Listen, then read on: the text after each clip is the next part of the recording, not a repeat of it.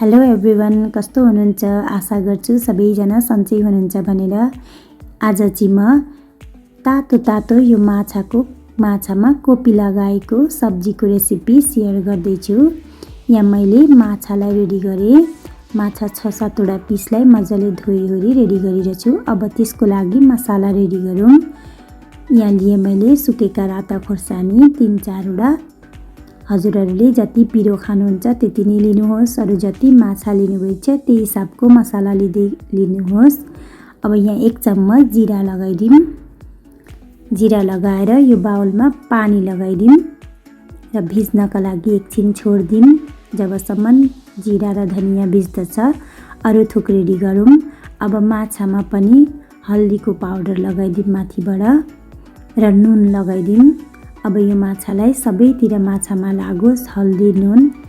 यस तरिकाले अब माछालाई पनि साइडमा राखौँ। अब कोपीलाई काटौँ।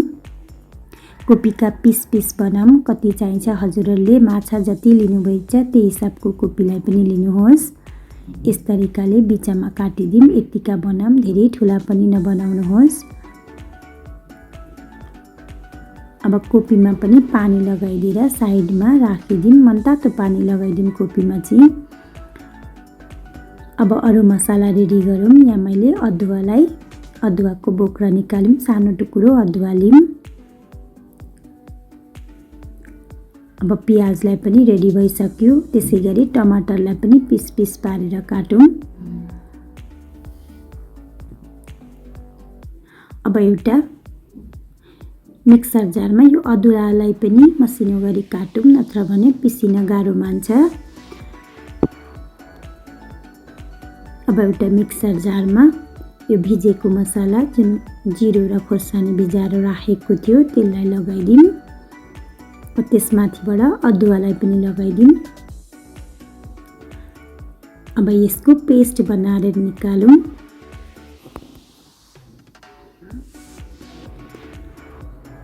पेस्ट पनि रेडी भयो। अब एउटा बाउलमा पेस्टलाई निकालेर साइडमा राखौँ। अब यही मिक्सर जारमा टमाटरलाई पनि लगाइदिउँ।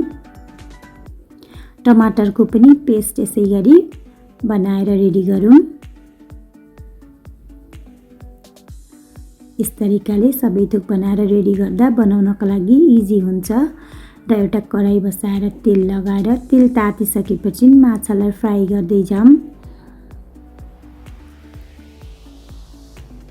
तेलमा माछा मैले 4 पिस माछालाई फ्राई गर्दैछु।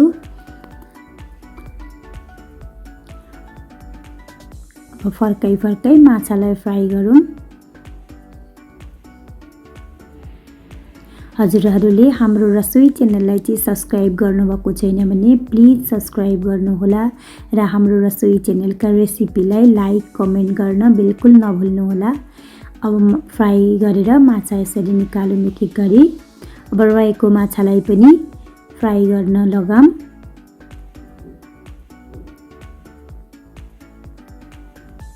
यस तरिकाले माछालाई फ्राई गरौँ।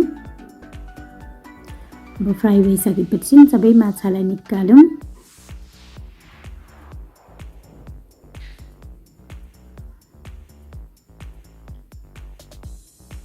सबै माछालाई प्लेटमा निकालौँ। अब यही तेलमा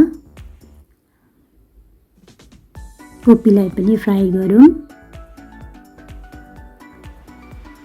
हजुरहरू कस्तो तरिकाले माछा बनाउनुहुन्छ मलाई कमेन्ट लेखी जरुर पठाउनुहोला।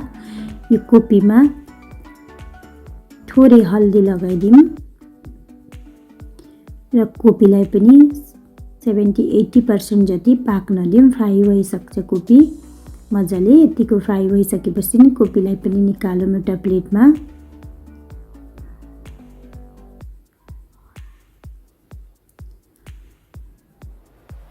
अब यो रहेको तेलमा मसिनो गरी काटेको प्याजलाई लगाइदिउँ।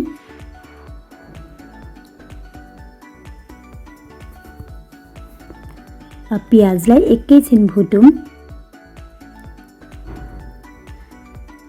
प्याज यतिको भुटिसकेपछि पिसेर राखेको जिरो खोर्सानी अदुवाको पेस्टलाई लगाइदिउँ र यो सबैलाई मजाले मिक्स गरेर एकछिन भुटिन दिउँ। यहाँ हेर्नुहोस्, सानो आगोमा 1-2 मिनेट फुटिन दिउँ। अब यतिको भइसकेपछि टमाटरको पेस्टलाई पनि लगाइदिउँ। अब टमाटरको पेस्ट लगाएपछि पनि 2-3 मिनेटको लागि फुटिन दिउँ। मजाले यतिको मसलाबाट तेल पनि छोड्न थाल्छ।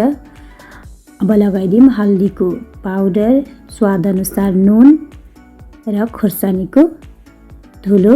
यो चाहिँ कश्मिरी लाल मिर्च हो, यसले धेरै पिरो हुँदैन र कलर पनि राम्रो आउँछ। अब यहाँ मनतातो पानी लगाइदिउँ। हजुरहरूलाई जतिको ग्रेभी चाहिन्छ त्यही हिसाबको पानी लगाउनुहोस्। यहाँ माथिबाट कोपी, माछा लगाएर 6-7 मिनेटसम्म पाक्न दिउँ। अब हजुरहरूलाई कतिको रस चाहिन्छ या ग्रेभी चाहिन्छ त्यही हिसाबको पानी लगाएर यस्तो तरिकाले बनाउनुहोस्। माछामा कोपी लगाएर माथिबाट लगाइदिउँ मसिनो गरी काटेको धनिया र तातो तातो माछाको कोपी लगाएको सब्जी र तातो तातो भात इन्जोय गरौँ। यस तरिकाले बनाउनुहोस्। माछामा कोपी लगाएर माछाको तातो तातो रस र इन्जोय गर्नुहोस्। र अर्को रेसिपीमा भेट्ने आशा गर्दै धन्यवाद।